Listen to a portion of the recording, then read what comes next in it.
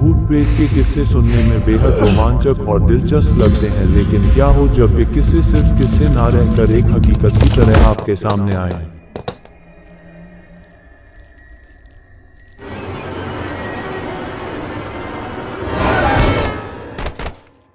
आज की युवा पीढ़ी भूत और आत्माओं के होने पर विश्वास नहीं करती, लेकिन जिस पर आप विश्वास नहीं करते वह असल में है ही नहीं। ये तो संभव नहीं है ना। आज हम ऐसे ही भूतहा स्थान से आपका परिचय करवाने जा रहे हैं जिसके बारे में कहा जाता है कि इसका निर्माण स्वयं एक आत्मा ने किया था।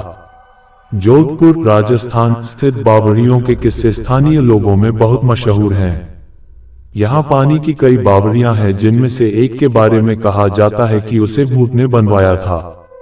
जोधपुर से लगभग 90 किलोमीटर दूरी पर स्थित रठासी नाम का एक ऐतिहासिक गांव है। मारवाड़ के इतिहास पर नजर डालें तो ये ज्ञात होता है कि जब जोधपुर में रहने वाले राजपूतों की चंपावत शाखा का विभाजन हुआ तो उनमें से अलग हुए एक दल ने कापरदा गांव में रहना शुरू किया। लेकिन इस स्थान पर रहने वाले युवा राजपूत राजकुमारों ने गांव में साधना करने वाले साधु महात्माओं को परेशान करना शुरू कर दिया। उन राजकुमारों से क्रोधित होकर साधुओं ने उन्हें श्राप दे दिया कि उनके आने वाली पीढ़ी इस गांव में नहीं रह पाएगी। साधुओं के श्राप की बात जब राजकुमारों ने अपने घर में बताई तो सभी भयभीत हो गए और उस गांव को छोड़कर चले गए। इस गांव को छोड़कर वह जिस गांव में रहने के लिए गए उस गांव का नाम है रठासी गांव। ये जोधपुर से लगभग 90 किलोमीटर की दूरी पर स्थित एक ऐतिहासिक गांव है। इस गांव में एक बावड़ी है जिसके बारे में कहा जाता है कि वह भूतों के सहयोग से बनी है, अर्थात उस बावड़ी को बनाने में भूत प्रेतों ने गांव वालों की सहायता की थी। ठाकुर जयसिंह के महल में स्थित इस बावड़ी को देखने के लिए लोग दूर दूर से आते हैं। इस बावड़ी के विषय में ये कहानी प्रचलित है कि एक बार जब ठाकुर जयसिंह घोड़े पर सवार होकर जोधपुर से रठासी गांव की ओर जा रहे थे तब रास्ते में ठाकुर साहब का घोड़ा उनके साथ साथ चलने वाले सेवकों से पीछे छूट गया और इतने में रात हो गई। राजा का घोड़ा काफी थक चुका था और उसे बहुत प्यास लगी थी। रास्ते में एक तालाब को देखकर ठाकुर जयसिंह अपने घोड़े को पानी पिलाने के लिए ले गए। आधी रात का समय था। घोड़ा जैसे ही आगे बढ़ा राजा को एक आकृति दिखाई दी जिसने धीरे धीरे इंसानी शरीर धारण कर लिया। राजा उसे देखकर डर गया। उस प्रेत ने राजा को कहा कि मुझे प्यास लगी है लेकिन श्राप के कारण मैं इस कुएं का पानी नहीं पी सकता। राजा ने उस प्रेत को पानी पिलाया और राजा की दयालुता देखकर प्रेत ने उसे कहा कि वह जो भी मांगेगा वह उसे पूरी कर देगा। राजा ने प्रेत को कहा कि वह उसके महल में एक बावड़ी का निर्माण करे और उसके राज्य को सुंदर बना दे। भूत ने राजा के आदेश को स्वीकारते हुए कहा कि वो ये कार्य प्रत्यक्ष रूप से नहीं करेगा, लेकिन दिन भर में जितना भी काम होगा वह रात के समय 100 गुना और बढ़ जाएगा। उस प्रेत ने राजा को ये राज किसी को ना बताने के लिए कहा। इस घटना के 2 दिन बाद ही महल और बावड़ी की इमारतें बनने लगीं। रात में पत्थर ठोंकने की रहस्यमय आवाजें आने लगी। दिन प्रतिदिन निर्माण काम तेज गति से बढ़ने लगा, लेकिन रानी के जिद करने पर राजा ने ये राज रानी को बता दिया कि आखिर निर्माण इतनी जल्दी कैसे पूरा होता जा रहा है। राजा ने जैसे ही यह राज रानी को बताया सारा काम वहीं रुक गया। बावड़ी भी ज्यों की त्यों ही रह गई। इस घटना के बाद किसी ने भी उस बावड़ी को बनाने की कोशिश नहीं की। अगर आपको ऐसे ही कहानी सुनना पसंद है तो हमारे चैनल को सब्सक्राइब जरूर कर लेना। दोस्तों, ये थी पहली कहानी। अब हम बढ़ते हैं दूसरी कहानी की ओर, और यह कहानी भी बड़ी ही रोचक है तो ध्यान से पूरी जरूर सुने।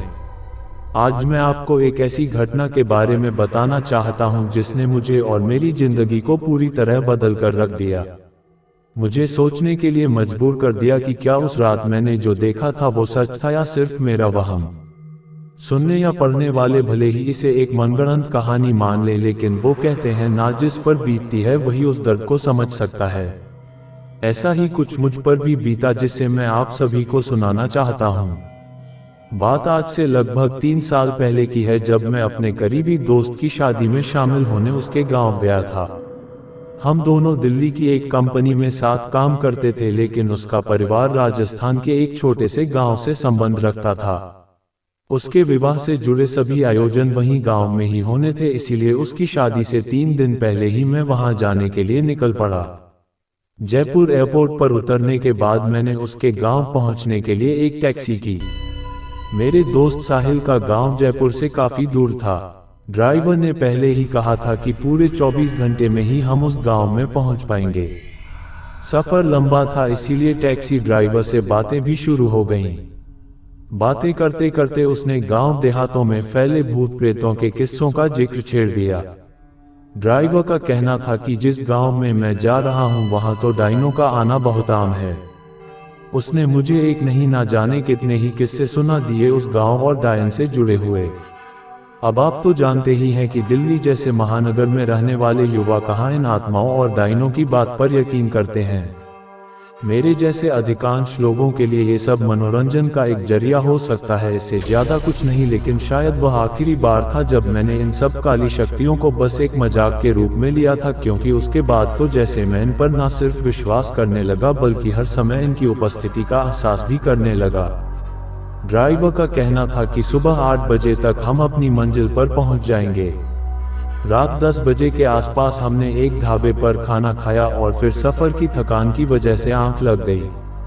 अचानक हमारी गाड़ी खराब हो गई, और वो भी ऐसी जगह जहां से कुछ भी मदद मिलना लगभग नामुमकिन था। मुझे समझ नहीं आ रहा था कि क्या किया जाए। सुबह होने का इंतजार भी नहीं कर सकते थे और आसपास कोई ठीक जगह भी नहीं थी। ड्राइवर का कहना था कि 2-3 किलोमीटर पर एक ढाबा है, आप वहां पहुंच जाओ, मैं गाड़ी ठीक करवा कर आ जाऊंगा। मैंने उसकी बात मान ली और पैदल चलने लगा। बहुत चलना था, इसीलिए कानों में ईयरफोन लगा लिया और सोचा टाइम पास हो जाएगा। कुछ दूर चलते ही मुझे ऐसा लगा जैसे मेरे साथ कोई चल रहा है। बड़ी तेज महक सी आई और बहुत देर तक अपने साथ किसी और के होने का एहसास हुआ। पहले लगा कि जैसे यह मेरा वहम है, लेकिन धीरे धीरे वो वहम हकीकत या यूं कहें भयानक हकीकत की शक्ल लेने लगा। पहले मुझे केवल एहसास हो रहा था कि कोई मेरे साथ साथ चल रहा है, लेकिन धीरे धीरे किसी की शारीरिक आकृति मुझसे कुछ कदम दूरी पर दिखाई देने लगी। वह एक सुंदर लड़की थी। उसने मुझसे पूछा, इतनी रात को अकेले मैं कहाँ जा रहा हूँ? तो मैंने उसे अपनी कहानी बता दी कि कैसे गाड़ी खराब हुई और मैं पैदल चलने के लिए मजबूर हुआ। मैंने भी उससे यही सवाल किया कि वह इतनी रात को यहाँ क्या कर रही है। उसने मुझे बोला कि वह अक्सर इस रास्ते पर आती जाती है। इससे पहले मैं उससे कुछ और पूछता, उसने मुझे बोला कि आपके दोस्त की शादी तो कल है ना, आप कैसे पहुंच पाओगे? उसका ये सवाल सुनकर मैं हैरान रह गया कि उसे कैसे पता। मैंने पूछा, आपको मेरे दोस्त की शादी के बारे में कैसे पता? तो उसने मुझे बताया कि ऐसे ही। मैं चुप हो गया। उसने अपना नाम कविता बताया था। फिर वह कोई अजीब सा गाना गुनगुनाने लगी और मैं चुपचाप उसके साथ चलता रहा। आगे बढ़ा तो सामने एक बड़ा और घना पेड़ दिखाई दिया। मैं उसकी तस्वीर उतारने लगा तो उस लड़की ने मुझे ऐसा ना करने को बोला। मैंने पूछा क्यों? तो उसने बोला, रात के समय तस्वीर नहीं उतारते। मैंने अपना कैमरा अंदर रख लिया। मेरी नज़र पेड़ से थोड़ी दूर पर खड़ी 3 औरतों पर गई। तीनों औरतें धीरे धीरे मेरे पास आने लगी। जैसे जैसे वो पास आती गईं, उनका चेहरा नजर आने लगा जो बहुत डरावना था। वह मुझे अपने पास बुलाने लगी, लेकिन कविता ने उनका इशारा देख लिया और मुझे तेज तेज चलने के लिए बोला। मैं चलने क्या भागने लगा। थोड़ी दूर आते ही वह औरतें गायब हो गईं और कविता ने पूछा कि वो कौन थी। उसने बताया कि वह इस गांव में पिछले कई 100 सालों से घूम रही हैं। गांव के लोग उन्हें बुरी आत्माएं कहते हैं। आपको उनसे बचाने के लिए ही मैं आपके साथ साथ आई हूँ। मैंने पूछा, तुम कैसे बचा सकती हो? उसने फिर कोई जवाब नहीं दिया। हम बहुत दूर निकल आए थे। कविता ने कहा कि ढाबा आने वाला है और रास्ता भी सुरक्षित है, अब मुझे चलना चाहिए।